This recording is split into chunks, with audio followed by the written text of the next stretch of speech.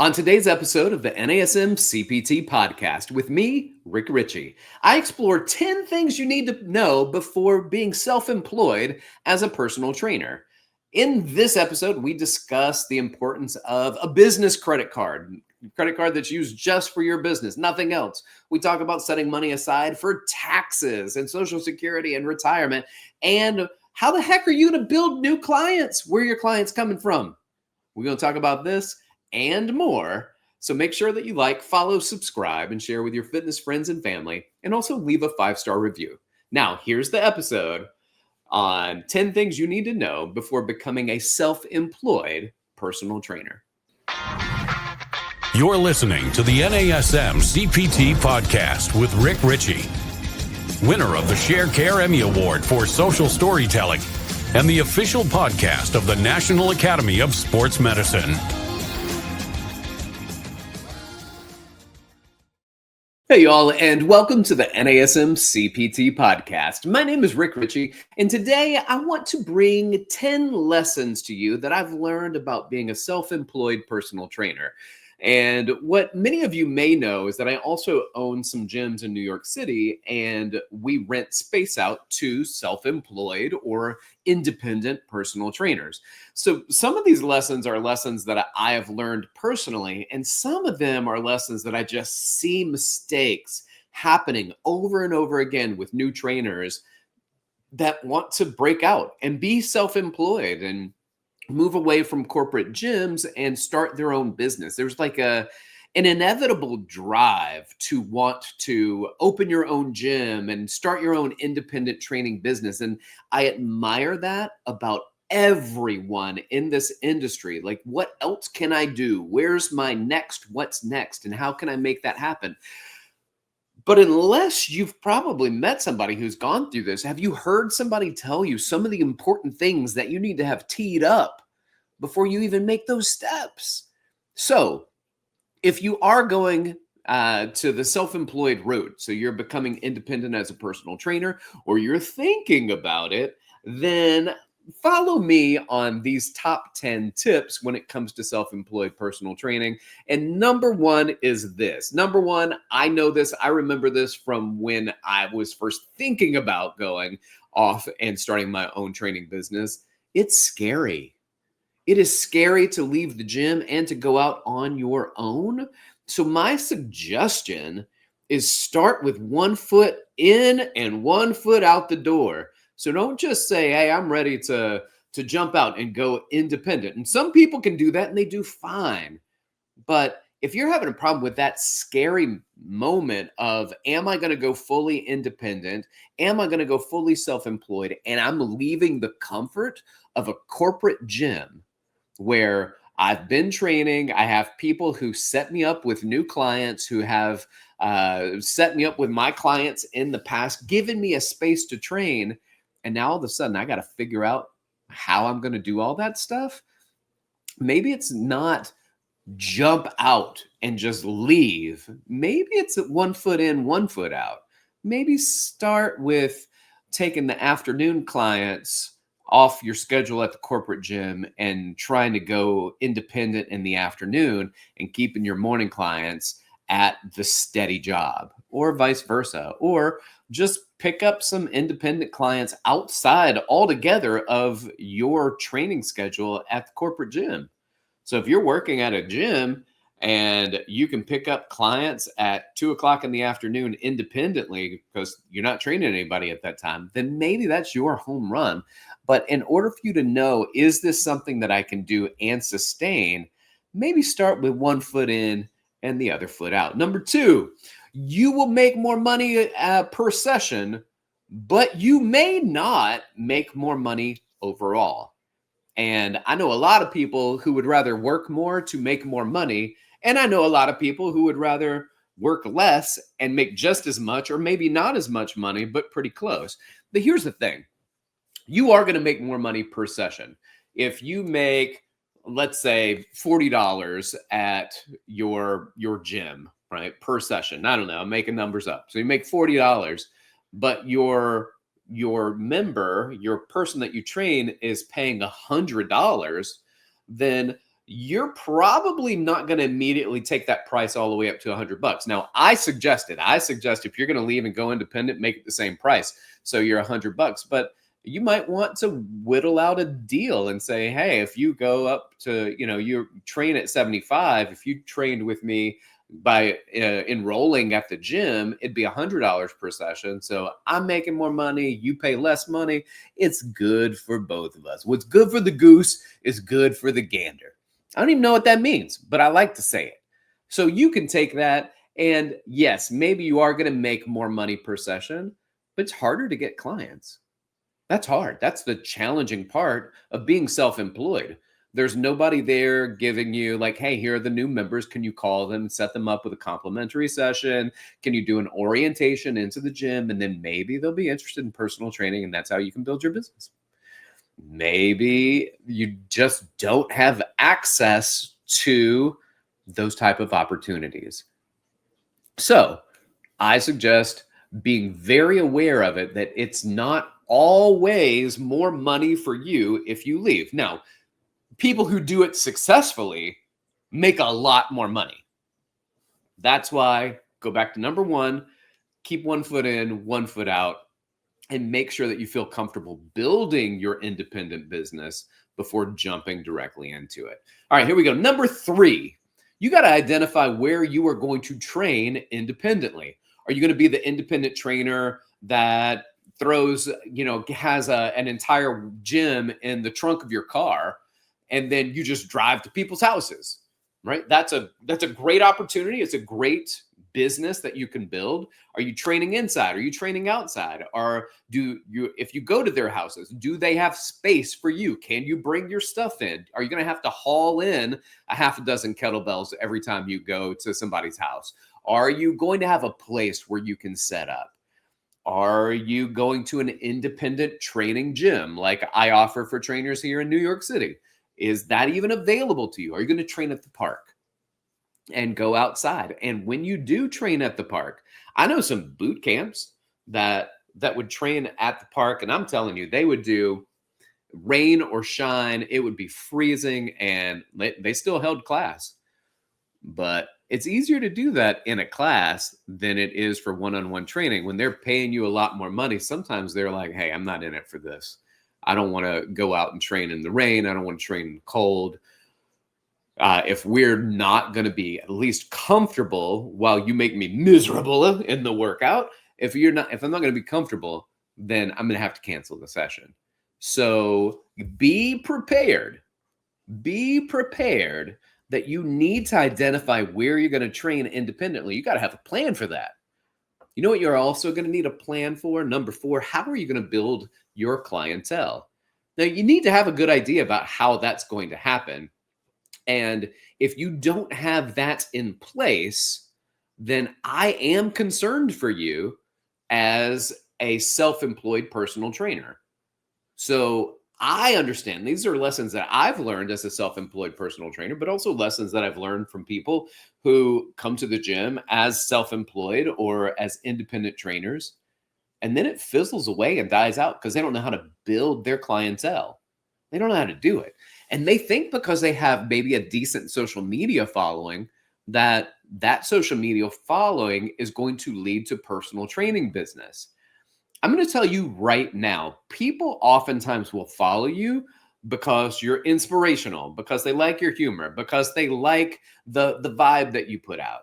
Doesn't mean that they're even in your city, much less the neighborhoods that you're training in, so they can actually work with you. So listen, I've got people that follow me that are in Indonesia. I got people that follow me that are in Dubai. People that follow those people are not my personal training clients. Maybe one day they want to do mentorship training or they want to do virtual sessions, but they're not training clients. I've got to build my business right here in the gym where I am. How do I do that? So you got to have a plan to build those clients. And I'm telling you right now, if you're just relying on your social media presence, that probably ain't going to happen. So one of those important things that you'll have to do is number 5. You've got to build a network. And you got to build a network in multiple ways. One of the things I've said on the show before is I think it's very important, if you are so inclined, if you teach classes, keep teaching classes, right? So if you do personal training at a gym and teach classes at a gym, keep teaching those classes. Don't go into personal training independently at those times, because teaching those classes is a great way to build your independent clientele. If you are teaching, then keep that going. But your network isn't just about that. Your network are the people that are in touch with other folks on a regular basis, where conversations come up about physical fitness, about exercise, about personal training. So that could be making very good friends with physical therapists, with chiropractors, with hairdressers that are near and close to where you're going to be doing business. Making sure that you have a network of people, and maybe you give some type of kickback to them. That would be great. Maybe you don't. Maybe they just know they can't wait to share the news that you are available. And somebody asks about personal training and they know you, they can't wait to share the news that they know somebody. Let me share this, because it gives them something to talk about, especially in fields like hairdressing, where they're going to spend a lot of time trying to figure out things to talk about. And if you can come up in that conversation, that might be vital to them. So get your name out there, meet people, talk to people, share with people, and build your network. And we've talked before about networking groups. And I'll tell you right now, not a lot of personal trainers in those networking groups. I mean, there are attorneys and there are contractors and there are real estate agents, not a lot of personal trainers. So when personal trainers go to those networking groups, then it is a fun time for them. They get very excited to have somebody with that profession that they can connect people with. All right, y'all, this episode of the NASM CPT Podcast is brought to you by NASM One, the membership for trainers and coaches. Members enjoy unlimited access to hundreds of career resources. Get the Edge app to schedule and program clients, enjoy half off all certifications and specializations, access to free CEUs, and more. All of this for just $35 a month. Go to nasm.org/membership to learn more about NASM One. Well, another thing, point number 6, when it comes to being prepared and lessons that I have learned when it comes to going independent or being self-employed as a personal trainer, here's something very important. You need to build a financial reserve for the lean times. And those lean times may be the starting times. The starting times is you're starting to pay for equipment, buy and accumulate equipment. You are paying for the gas to travel more than you normally travel, because you're going maybe to people's homes or you're renting space. And that space rental could be $20 a session, $30 a session, $40, $50 a session. So depending on where you are in the country, then you have to prepare for that. But not just that. Let's say that you have 20 sessions a week that you do, and each person you trains twice a week. So you got 10 people, they train twice a week. 2 people go out of town at the same time. So that's 16 sessions for that week. And then you have to miss because you're sick. That is all sessions missed for that week. And then people start traveling in the summer, and now you're down to 12 sessions a week on average, and then you lose a client or you lose 2 clients. So now you have a regular 16 sessions a week, but in the summer that drops down to 10, drops down to maybe less than that. What are you doing? Do you have a financial reserve to get you through the lean times, or the moment you have 3 people out of town at once, you immediately start looking for another corporate gym job because you can't keep going on like this? So I'm going to suggest make sure that you've got a cache of money set aside as things tend to get lean, and also to build financial reserves so that you can start building your business. And that building of your business includes marketing. You're going to have downtime. I mean, you're only doing 20 sessions a week, and that's full sessions for a personal trainer. But I do 20 sessions a week. I'd like to do more sessions, and I have a lot of jobs. So with that downtime that you have, what are you doing? Are you just enjoying the free time and maybe working out a little bit extra? Or are you trying to build some other business? Are you trying to build your independence to be greater? Are you looking into marketing? Are you looking at spending money to make money? Because if all you're doing is getting more money, and now you got a bigger apartment, you got a nicer car, and then you hit the lean times, and the car company doesn't care that it's a lean time for you.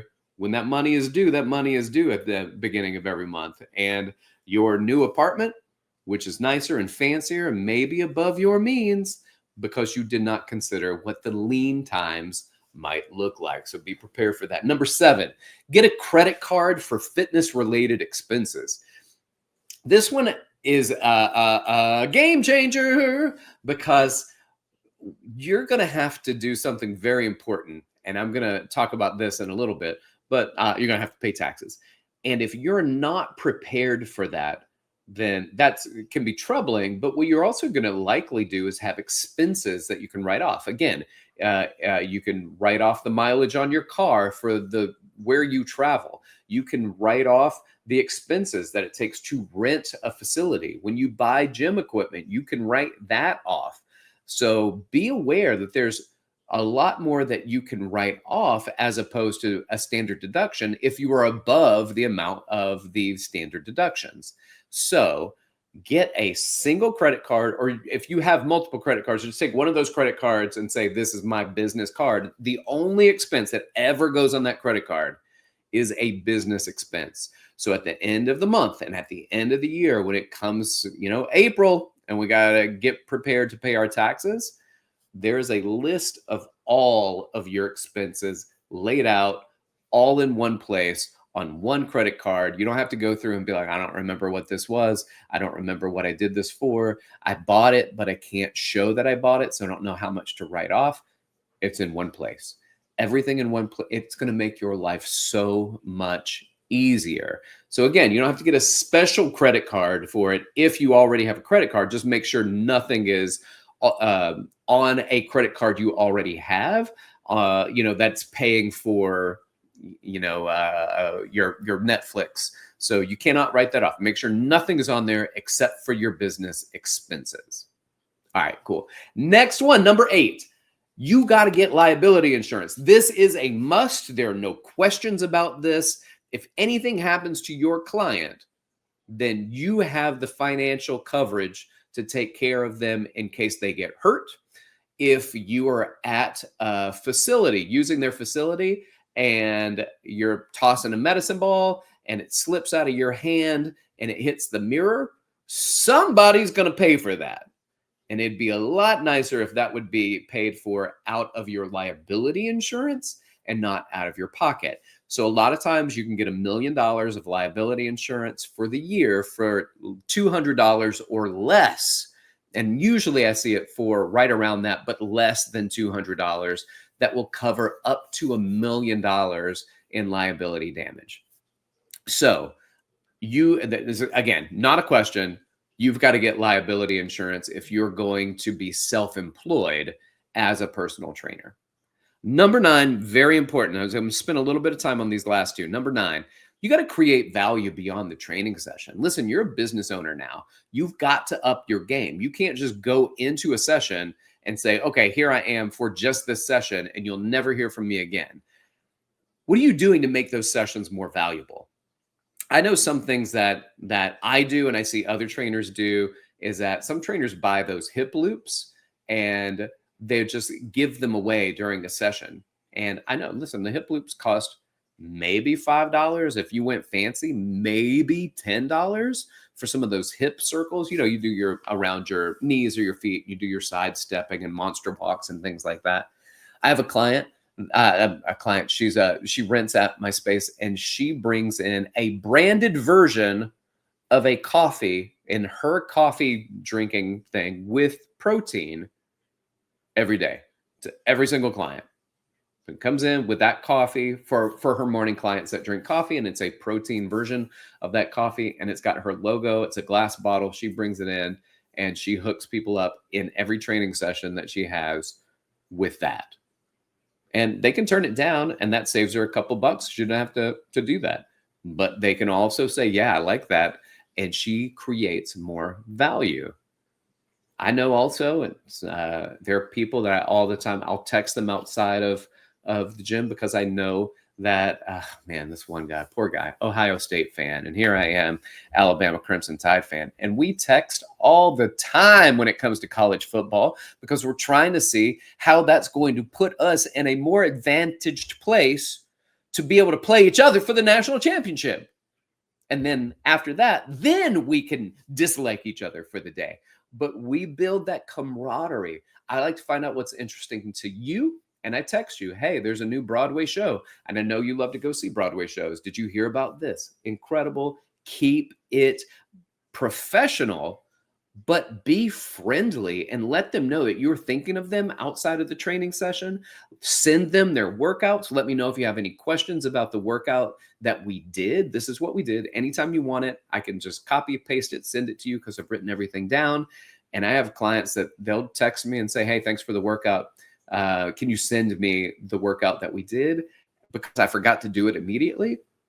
And that's a flaw on me, but they know that they get their workout if they want it after we do their workout. And these are usually the one-time-a-weekers that I see because people that train more than once a week, then they often won't do that same workout again before they see me again. But when we do a workout, I want to send you a workout so that in your once a week, then you can repeat that workout for what you can do during the time that you have before you see me again, same time next week. But it's about creating value. You can charge any price you want as long as you provide the value to support it.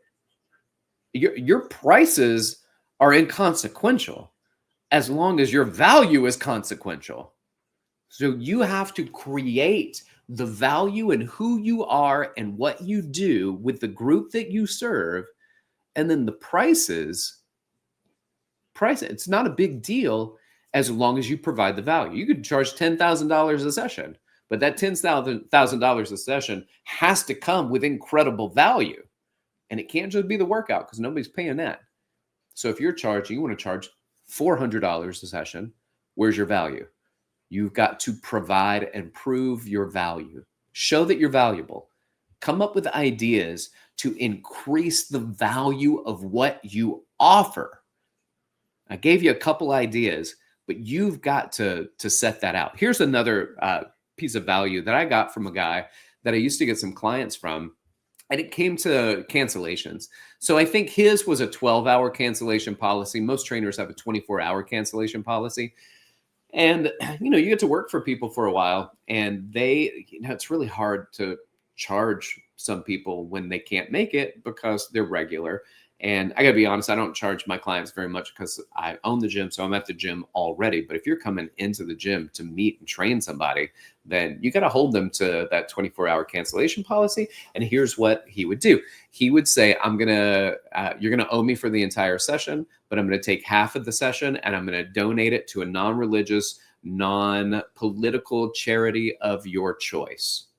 So you pay me, let's say the session's $100. All right. You pay me $100 for the session that you missed.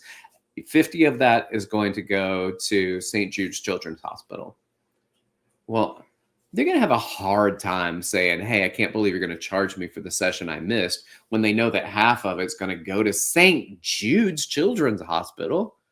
But then you get to take that the $50. So you take the full $100, but you put it towards St. Jude's. And guess what? You get to write that $50 off that you donated to St. Jude's, not him. So he's paying for the session. You're paying St. Jude's out half the price of that session, and you get to write that off on your income taxes. It's a good deal. And here's your last one. Number 10, put money aside. You've got to put money aside for taxes. You've got to put money aside for lean times. You got to put money aside for retirement accounts. You got to put money aside. And here's the thing. When you work for those big gyms, the corporate gyms, you're an employee. They are going to take care of your taxes and out of your paycheck. They're going to take Social Security out. They're going to pay half of the Social Security. Guess what you're going to be paying?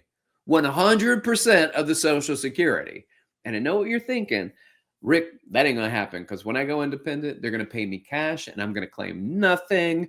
And I get to keep all the money. Uncle Sam ain't getting their hands on that. That's all fine and good until it comes to having to rent an apartment. It's all sounds great until it comes to having to buy a car. It's all great until you're like, hey, it's time for me to settle down. I'm going to get a mortgage. And you don't make any money. And nobody's gonna give you a loan. Even if you claim $30,000 a year and you're trying to get a $30,000 car, even if you make $75,000 a year, you're not gonna get the car. You're trying to get a house. You're claiming $30,000 a year and you make $60,000 a year. The amount of money that you are going to have to pay, the amount of extra money you're going to have to put down, the interest is going to be higher if you get the loan, and you might have to still mortgage, and you might have to still have somebody back you on it. Sometimes I get it, wanting to keep a bigger cut of the pie, but remember, you have to prove income when it comes to making these grown-up decisions, like where you're going to live and how you're going to live. Now, if you're just going to be roommates in somebody else's apartment, then, do whatever you're going to do. But I'm telling you right now, if you are trying to up your game and build wealth by buying things that increase in value and then, like getting your own place, it's going to be hard to skip on that. So I'm telling you, put money aside for your taxes, but you're going to have to pay your own taxes. You're going to have to pay your own Social Security. And you're also going to have lean times. You got to put money aside when there's not as much meat on the bone. You have to work a little bit harder and set money aside so you have a reserve. And then again, don't forget, and I've talked about retirement, personal trainers, and I myself, and I preach it more now because it took me so long to realize that I'm building my own business. I'm putting my money back into the business. I'm not putting it into retirement. However, you don't even have to put a lot of money into retirement as long as you have more time in the market for that to grow. Now, I missed some early time, and all throughout my 30s and my early 40s, I didn't really put anything in. I put something in early on when I worked for a company, and that money has grown exponentially. Had I been doing that the entire time, even if it was $100 a month, especially if it's $100 a month, a lot more than $0 a month for 20 years. I have a lot more in my retirement account. And also, it doesn't eat into my ability to be an entrepreneur by putting $50 to $100 a month away. There's $50 to $100 a month that gets wasted on nonsense. You could at least put something away for those retirement accounts. So let me go through these one more time with you. We're going to look at 1 through 10. Number 1, it's scary to leave a gym, so keep 1 foot in, keep 1 foot out the door. Don't do a complete jump unless you're real ready to get out of there. Number 2, you're going to make more money per session, but you may not make more money overall.